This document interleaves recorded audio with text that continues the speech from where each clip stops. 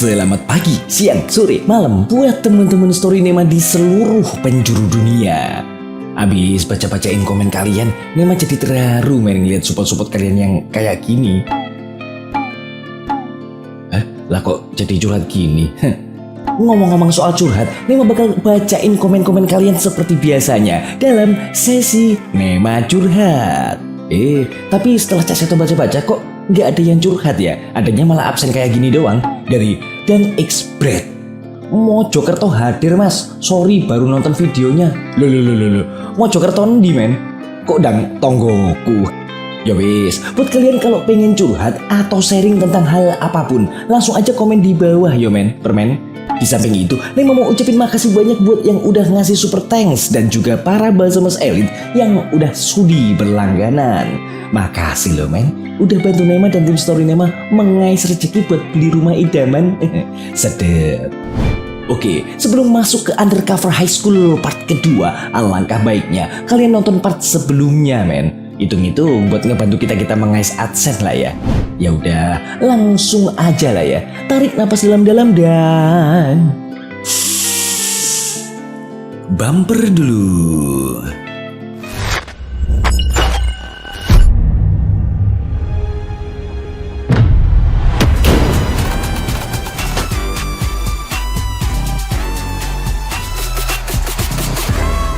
시작해볼까요? Oke, berdasarkan part pertama. Faktanya, di saat Bu Sua mengulur waktu, Haesung mendatangi markas Sangtae yang telah menyalahgunakan KTP Nenek Dongmin. Seperti yang bisa diduga, Sangtae pun menyuruh anak buahnya untuk menghabisi Haesung dan otomatis adu kodam pun tak terelakkan.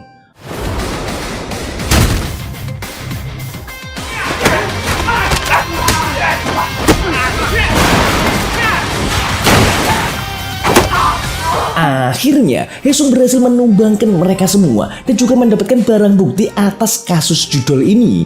Gak pakai lama, Haesung pun langsung ngebawa Sangtae ke sekolah untuk menjadi saksi di persidangan. Oke, lanjut ke masa persidangan men. Haesung langsung memperkenalkan Sangtae kepada semua yang hadir dan memintanya untuk mengaku siapa sebenarnya biang kerok kasus judul ini. Karena udah gak bisa ngeles lagi, akhirnya Sangtae pun mengaku dengan bilang,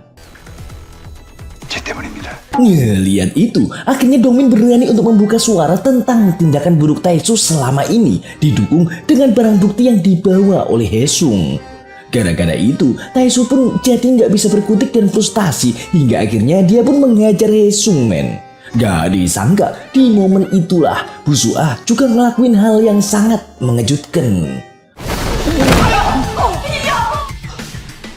Dan begitu sidang kelar, Bu Sua ngobatin luka Haesung sambil ngasih tahu kemungkinan besar kalau Taesu bakal dikeluarin dari sekolah. Dan di momen inilah mulai tercium aroma-aroma percintaan antara guru dan murid gadungan ini men. Malamnya, Dongmin pun kembali nyeritain tentang asal-muasal kisah hantu jam kakek nih men.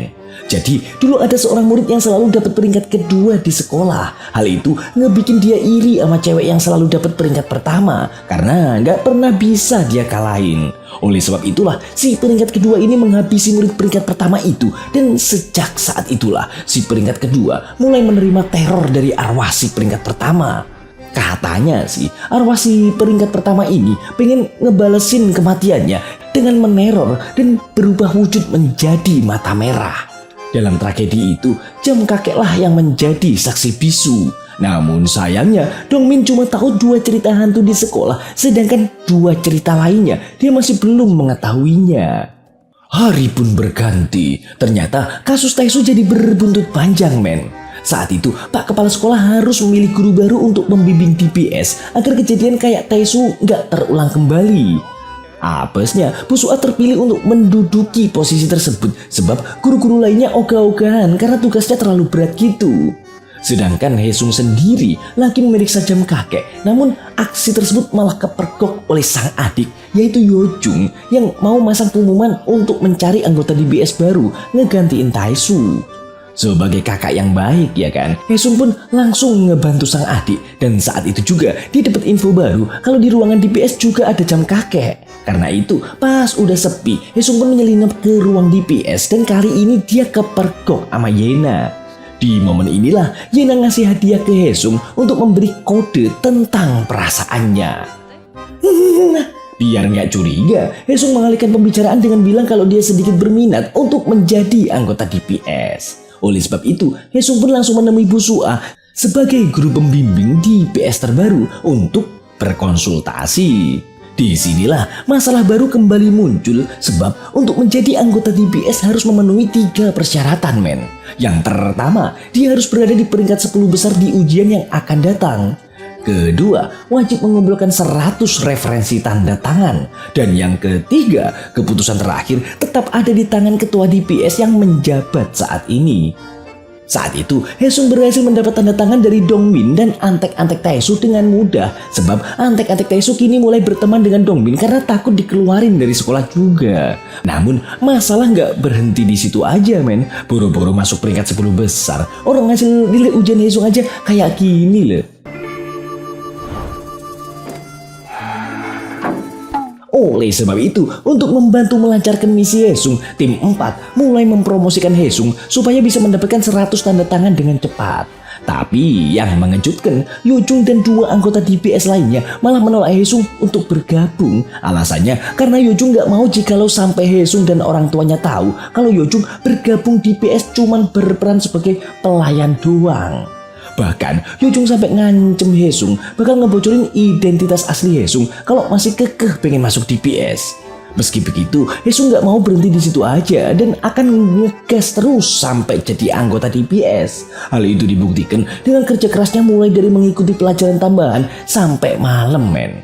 Di tempat lain, Myungju baru aja mengetahui tentang kisah jam kakek dan menyadari pergerakan Haesung untuk menjadi anggota DPS. Di sini juga baru terungkap sebuah fakta kalau sebenarnya Yena tuh tersiksa banget sama Myungju yang terus-menerus menuntutnya untuk selalu berada di peringkat 1. Bahkan dia juga memaksa Yena agar mengkonsumsi obat yang biasa digunakan oleh pengidap bipolar men. Besoknya, masalah baru kembali muncul karena Haesung harus mengikuti wajib militer sebagai pasukan cadangan. Saat itu, Haesung beralasan ke Busua kalau dia nggak masuk sekolah gara-gara sakit gitu. Jadi, kenapa bisa Haesung dipanggil wajib militer? Karena misi penyamaran Haesung adalah operasi rahasia dan hanya orang-orang tertentu aja yang boleh mengetahui hal tersebut. Apasnya lagi nih men, pas Haesung pulang dari pelatihan, Busua nelpon dan ngasih tahu kalau dia mau datang untuk ngejenguk dia. Dan keparahan selanjutnya, tempat tinggal Haesung masih belum dibenahi rekan-rekan tim 4 yang bikin Ansuk dan anak buahnya langsung minjem perabotan ke tetangga sekitar agar rumah Haesung terlihat natural selagi Busua lagi kejebak macet.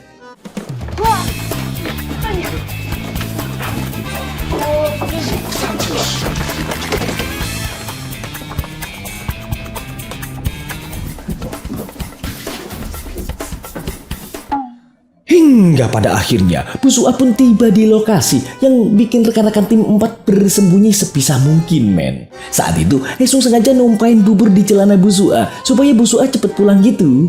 Namun gara-gara kamarnya yang masih berantakan banget, sebuah kejadian romantui pun terjadi.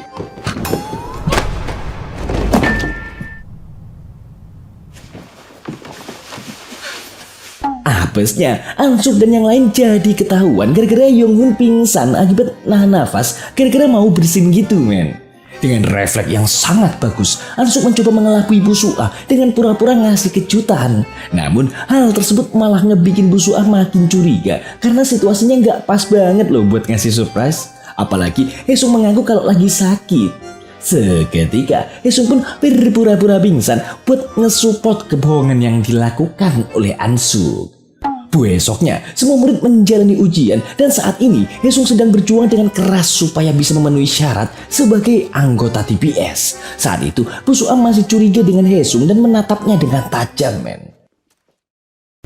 Malamnya, tim 4 makan bareng nih ceritanya. Saat itu, Yonghun ngasih perhatian lebih ke Mijung karena dia mulai menyukai Mijung dan berusaha nunjukin kode-kode gitu kepadanya.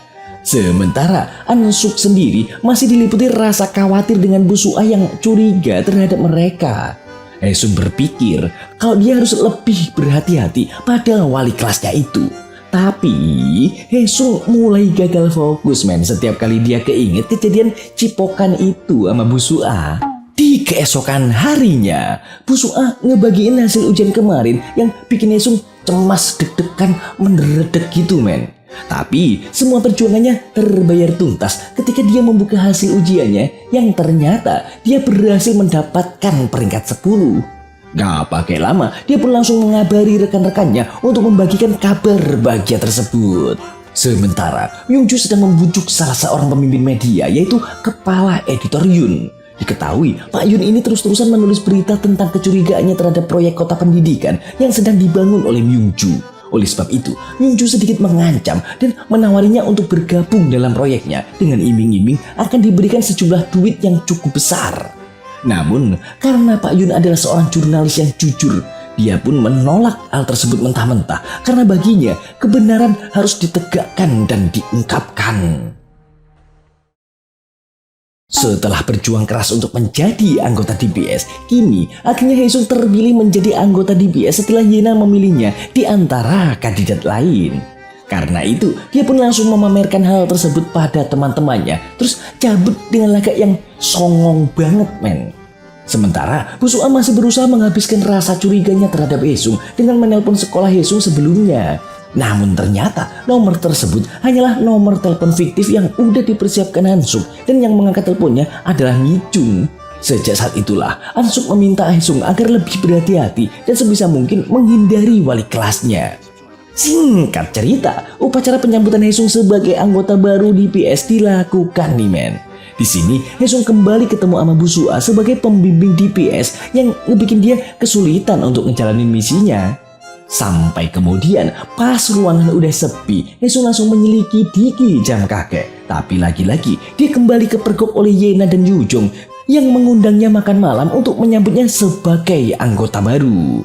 Ternyata gak cuma Haesung doang agen rahasia di sekolah ini, karena faktanya Burian, sang guru olahraga, adalah agen rahasia yang diperintah oleh Bu Sua untuk mengawasi Haesung.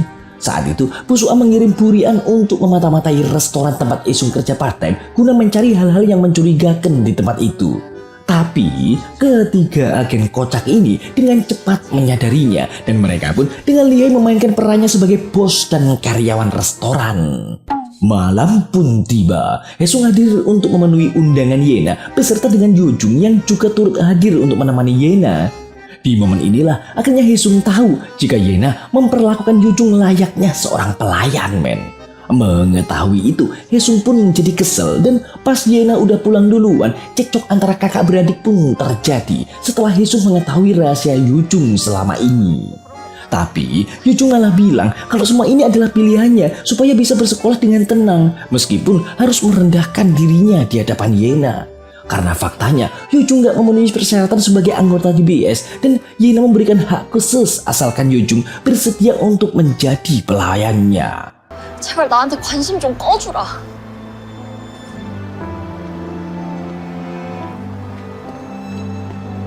Beberapa saat kemudian, Haesung diam-diam memasuki ruang DPS dan akhirnya kunci yang ditemukan di gedung tua kemarin menemukan wadahnya men.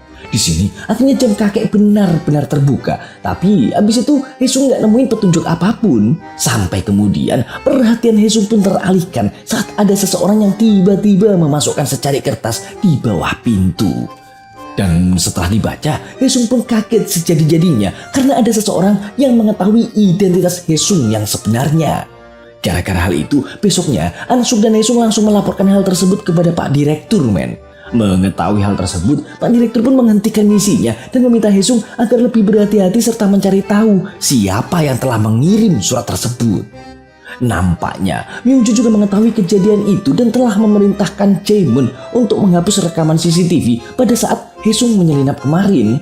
Tapi sampai saat ini masih belum diketahui alasan Myungju ngelakuin hal tersebut. Sementara di sisi lain, Bu Sua lagi ngeberesin berkas anggaran sekolah dan tanpa sengaja ngelihat buku antologi Dewan Siswa beberapa tahun lalu. Gak disangka men, di dalam buku tersebut terdapat foto ayah Haesung dan Bu Sua terlihat seperti mengenalinya. Malam harinya, Haesung ditelepon sama orang yang telah mengirim surat kemarin yang kita sebut aja Mr. X. Saat itu, si Mr. X ini meminta Haesung untuk bertemu di sekolah malam itu juga. Tanpa pikir panjang, Haesung pun langsung pergi ke sekolah saat itu juga, tepat jam 12 malam, men. Dan siapa sangka saat itu jam kakek tiba-tiba saja berdentang. Tapi saat Haesung hendak melangkahkan kakinya lebih jauh, tiba-tiba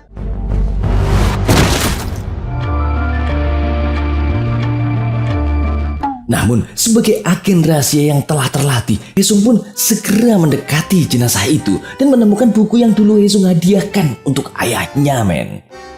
Oke, setelah kemarin Haesung dikejutkan dengan meninggoynya Pak Satpam, kini dia berniat mengungkap pelaku yang telah menghabisi nyawa Pak Satpam itu.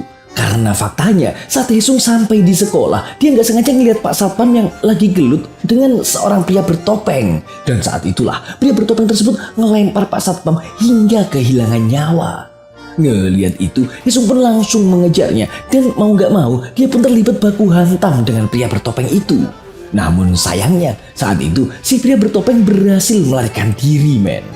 Ternyata pria bertopeng tersebut adalah Jaemun, sang tangan kanan Myungju yang diperintahkan untuk mengambil buku catatan ayah Haesung. Namun untungnya, Haesunglah yang berhasil mendapatkan buku itu tanpa sengaja dan langsung menemui Pak Direktur dengan amarah yang berkobar.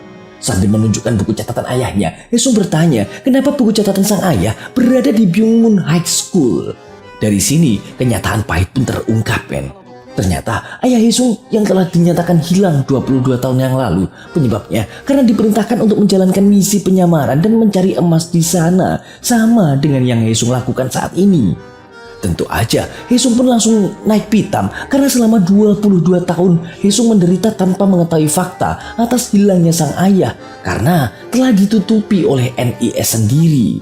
Untungnya Ansuk datang di waktu yang tepat sebelum Haesung lepas kendali, men. Gak lama, Ansuk akhirnya mencoba untuk meredakan amarah Haesung. Tapi Haesung yang terlanjur kecewa pun memutuskan untuk mundur dari misi penyamaran ini. Dan sesampainya di rumah, Haesung masih terlarut dalam kesedihannya sambil mengenang sang ayah melalui buku kecil yang ada di genggaman tangannya itu.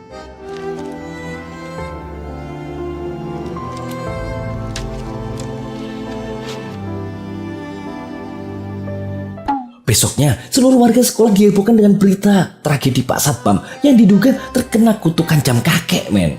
Dan yang mengejutkan lagi, di sana juga ditemukan surat kematian yang menyatakan kalau Pak Satpam telah mengakhiri hidupnya sendiri, bukan karena dihabisi orang lain.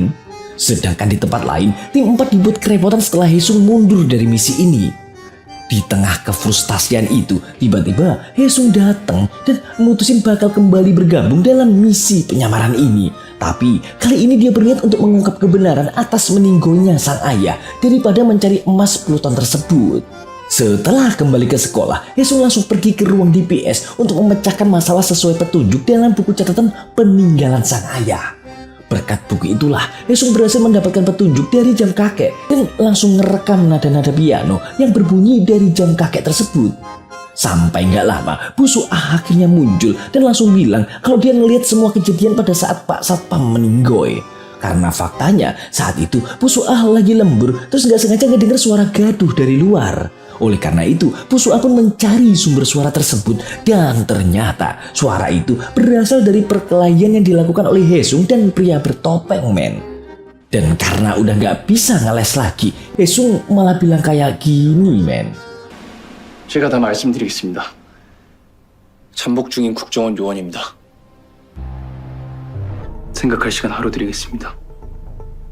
Malamnya, tim 4 berkumpul di markas rahasia untuk menyetorkan hasil penyelidikan yang mereka dapat. Di sini, Haesung memperdengarkan nada-nada piano yang direkam dari jam kakek yang ternyata adalah himne Byungmun High School. Haesung menduga nada-nada tersebut berhubungan dengan misteri lain di Byungmun High School, yaitu misteri piano usang yang ada di buku catatan sang ayah.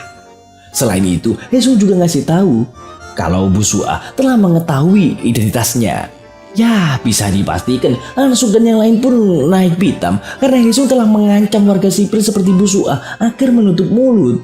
Oleh sebab itu, Ansuk menyuruh Haesung untuk menemui Bu Suah dan bersujud meminta maaf, lalu meminta baik-baik agar Bu Suah menjaga rahasianya. Tanpa pikir panjang lagi, Haesung pun langsung pergi menemui Bu Suah dan melakukan seperti apa yang diperintahkan oleh Kapten Ansuk. Meski awalnya Bu Suah marah-marah, tapi akhirnya dia bersedia ngebantu Haesung karena jika misinya berhasil, dia bisa menjadi guru tetap di SMA Byungmun. Tapi Haesung juga ngingetin kalau misi ini tuh bahaya banget bagi keselamatan Bu Suah. Oleh sebab itu, Haesung berjanji ke Bu Suah kalau dia bakal ngelindungin segenap jiwa dan raganya. Gak denger itu, Bu Suah lah kok malah jadi salting gini, men. 갑자기 왜? 많이 드세요? Di sisi lain, muncul lagi ketemuan sama seseorang dan orang tersebut ngasih berkas file riwayat hidup Pak Satpam. Di sini baru terungkap kalau ternyata Pak Satpam adalah mantan agen NIS yang juga mengenal ayah Haesung.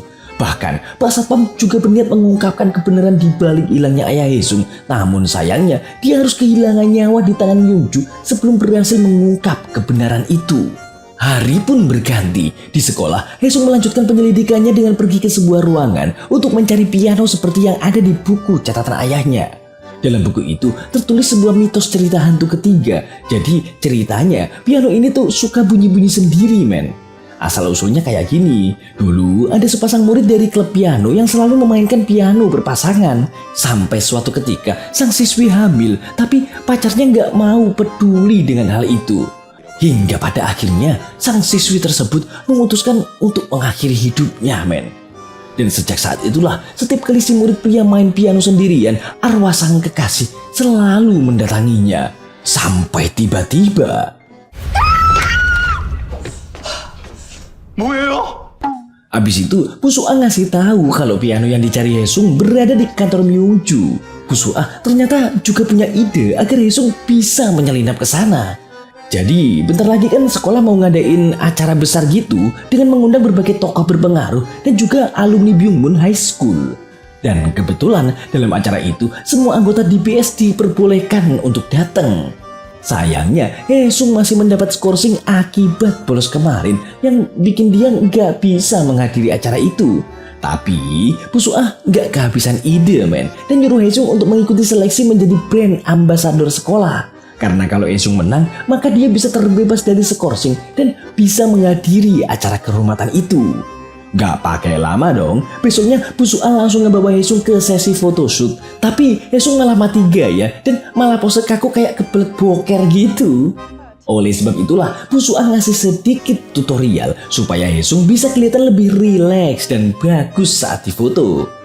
Gak butuh waktu lama, Haesung langsung mempraktekannya dan berhasil bikin para dedek gemes kelapak-kelapak, men. 자켓 한번 살짝 타이를 한번 야성미 있게 단추까지 한번. Nah, begitu kelar photoshoot, Bu Suah ngajak Haesung makan di kedai ibunya nih ceritanya. Pas lagi ngobrol-ngobrol santuy, Haesung malah salah fokus dan keinget dengan cinta pertamanya. Terus pas mau pulang, hujan tiba-tiba turun dan Bu Suah dikasih payung gitu sama ibunya dengan manggil nama masa kecilnya. Seketika Haesung pun menyadari kalau cinta pertamanya kini berada di hadapannya. Namun siapa sangka tiba-tiba